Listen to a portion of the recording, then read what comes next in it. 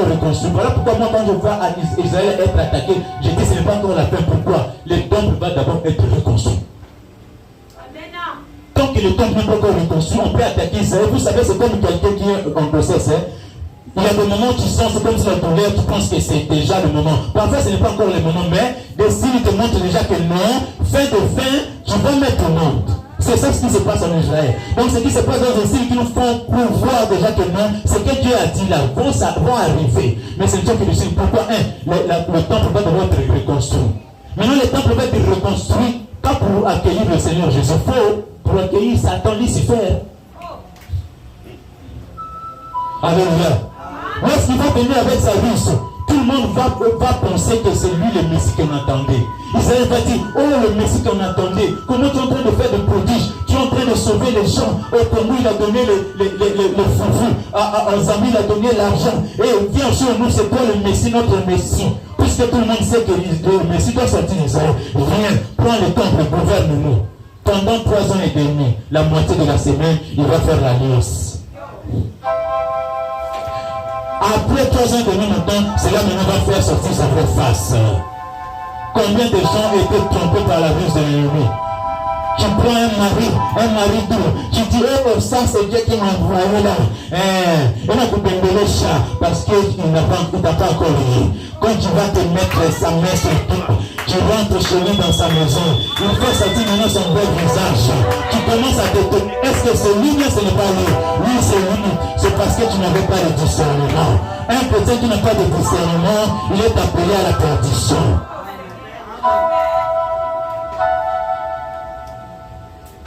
Tu dois demander à Dieu le discernement pour ta vie, pour ta destinée, pour ton avenir. Pourquoi nous avons un ennemi réel?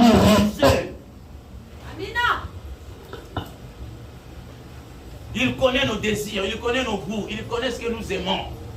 Et il va te donner seulement, réellement ce que toi tu aimes, selon ton goût. Demandez à ceux-là qui souffrent des femmes de nuit, maris de nuit. Ils vont te dire que pendant que j'étais avec, je ne sais pas, femme de nuit, mari de nuit, je ne voyais pas mari de nuit. Tous ceux qui souffrent des maris de nuit, femmes de nuit, ils ne voient pas toujours au mari de nuit, au Kamboabo, à Panabongo, demandez, renseigne-toi bien. On voit souvent, parfois, une personne que tu aimes même dans les quartiers.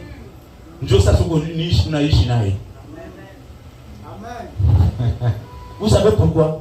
Le diable, il est capable, il vient chez toi là.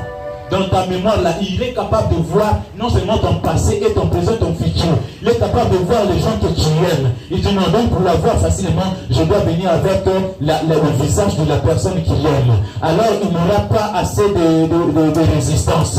Il vient quand tu penses que tu es avec quelqu'un avec qui tu aimes, alors que c'est le diable. Sois attentif et aie du discernement dans la vie. Alléluia. Il connaît les besoins du monde aujourd'hui actuellement.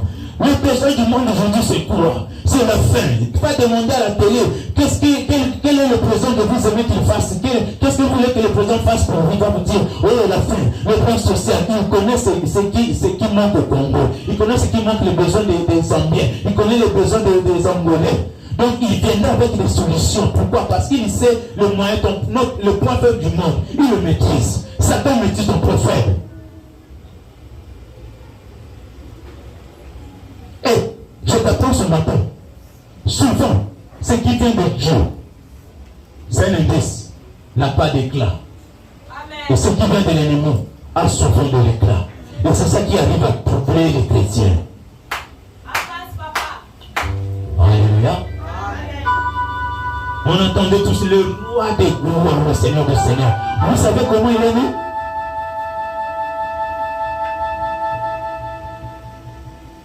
Il est né dans une couche d'animaux. Toi, tu vas croire qu'une telle personne peut te sauver? C'est lui que tu méprises, la personne que tu méprises. Ça peut être un ami, ça peut être un fiancé, ça peut être, je ne sais pas, un pasteur. Tu le méprises, pourquoi? Parce qu'il n'a pas d'éclat. Toi, tu veux un pasteur qui marche, je ne sais pas, qui a des voitures luxe. Tu ne sais pas la luxure, là, ça vient d'où? Nous verrons ça, la luxure, nous verrons ça. Je suis là avec ces thèmes-là. Je vais vous parler de la luxure. Le maître de la luxure.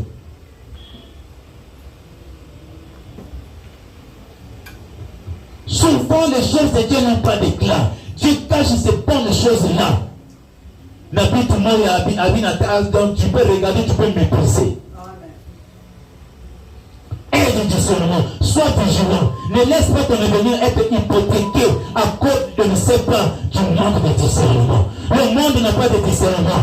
Tel que nous sommes là, c'est fatigant de laisser nos maisons venir nous asseoir dans la chaise là. C'est ça, alors que là, Dieu a caché la vie. Demain après demain, quand ces choses-là se passeront, toi et nous ne serons pas là. Nous serons enlevés dans les masses de l'année pendant les 7 ans.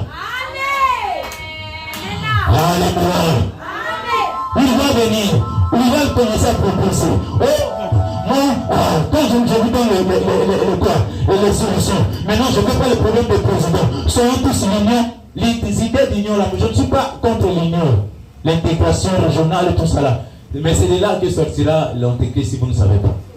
L'Union africaine, l'Union européenne, États-Unis, tout ça là, nous devrons tous devenir unis, un seul peuple. C'est de là où deviendra un seul gouvernement. Il y aura un seul gouvernement, un seul président de la République, du monde entier. Amen. Qui décide de tout. Pourquoi? Est-ce qu'on a la solution de Katariani? Oh, tu as des problèmes spirituels, il te guérit. Tu as des problèmes physiques, financiers, il te donne ça. Ça, c'est le monde de la vie. Écoute, Katariani. Donc, même Fatih, il vient comme ça au Katanga, il donne à chaque personne 1 million. Pas les comme on l'a dit, les guéris. Ça, c'est un président à la semaine, je vais seulement vous gouverner, même de loin là-bas, depuis je ne sais pas quel pays je vous gouverne.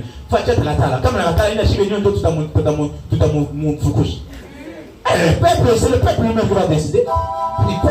Quelqu'un qui nous donne ce que toi tu ne nous donnes pas. Maintenant, il fait nous gouverner, toi tu veux voir où tu as frontière d'année. Donc, même nous-mêmes, va dire où te gouverner, tout c'est ça. Ça rose.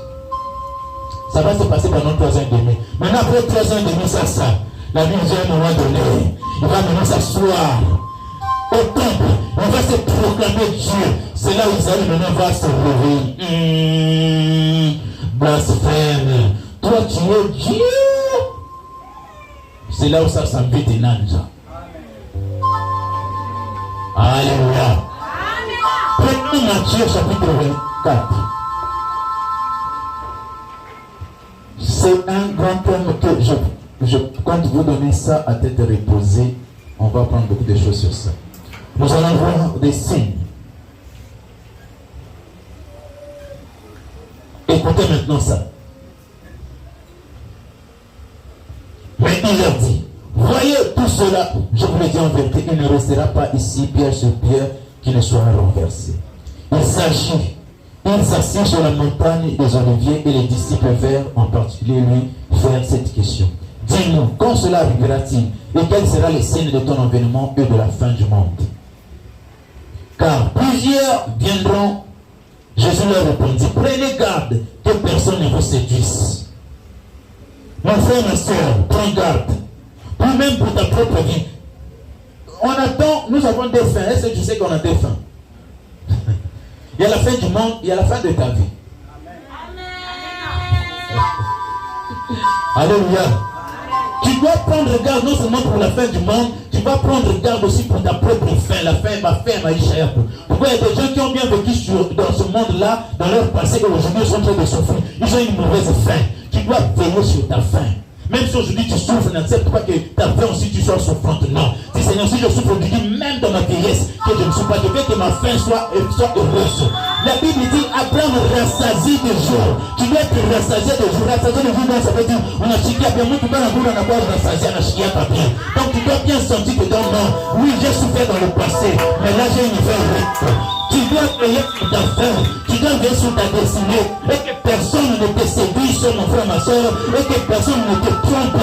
Ta vie a de la valeur, non seulement auprès de tes parents, même auprès de ton Dieu, tu as de la valeur. Donc, veille sur ta vie, veille sur ton avenir, veille sur ta destinée.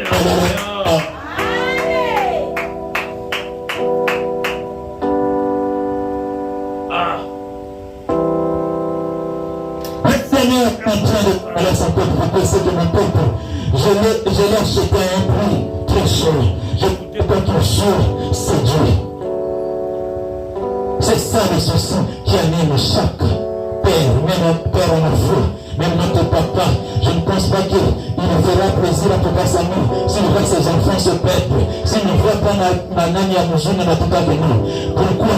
Quand ton Père biologique t'a engendré, lui t'a engendré à la foi, il se soucie aussi de toi. Ton bonheur sera sous ton bonheur. Amen. Ton bonheur, c'est son bonheur. Et c'est ce que nous allons voir. Il dit que personne ne vous séduise, mon frère, ma soeur. Car plusieurs viendront sur nous, disant c'est moi qui suis le Christ, ils séduiront beaucoup de gens. Vous entendez parler de guerre, de bruit de guerre. Gardez-vous d'être troublés, car il faut que ces choses arrivent, mais ça ne sera pas encore là. Vous entendez ce que je viens de dire, hein? Ces choses-là, ça ne sera pas encore la fin. Ce n'est pas encore la fin, ce que vous entendez, Israël, ce n'est pas encore la fin.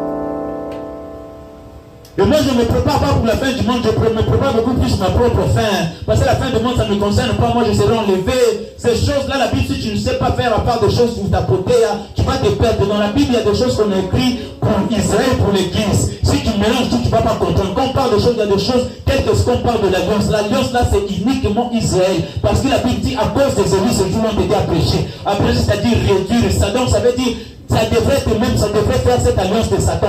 Dieu aurait pu donner même à 100 ans. Mais à cause de lui, le peuple nous Israël, Dieu a abrégé ça, c'est-à-dire qu'il a réduit ça en 7 ans, une semaine. Pendant cette semaine-là, toi et moi, nous serons là-haut. Donc procure beaucoup plus pour ta fin, la fin, faire pour le personnel.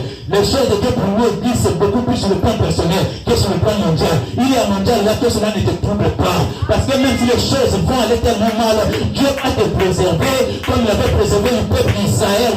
Lorsque l'ange de son père passait en Égypte pour détruire, il avait préservé le peuple d'Israël. La destruction n'est pas arrivée dans la maison du peuple des Israélites. Pourquoi? Parce qu'ils avaient le sang de la loi. Jésus dans ta vie. La Bible dit quiconque par le nom du Seigneur Jésus sera sauvé. Toi qui invoques le Seigneur Jésus, mets tomber à ta gauche, tomber à ta droite. Toi qui ne tombes pas.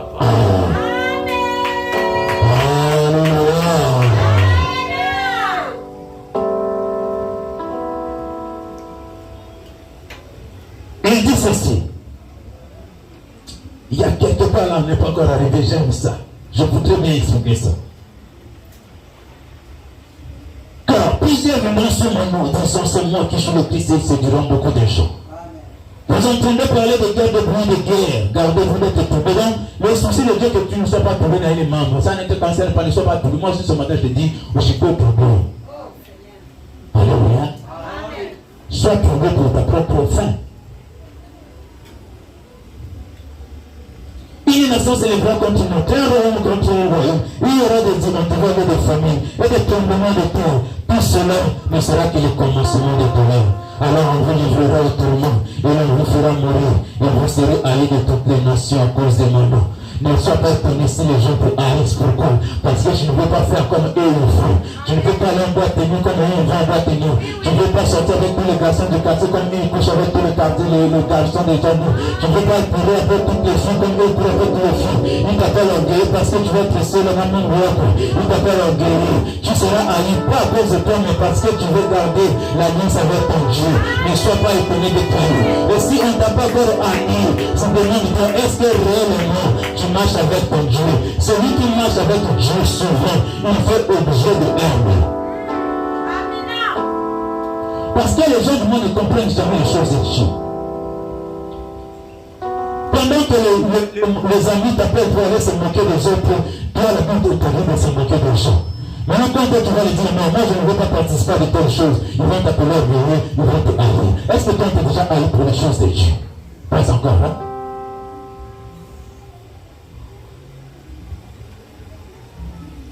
Pendant qu'ils sont en train de faire des choses abominables qui ne plaisent pas Dieu, que toi tu vas leur interdire.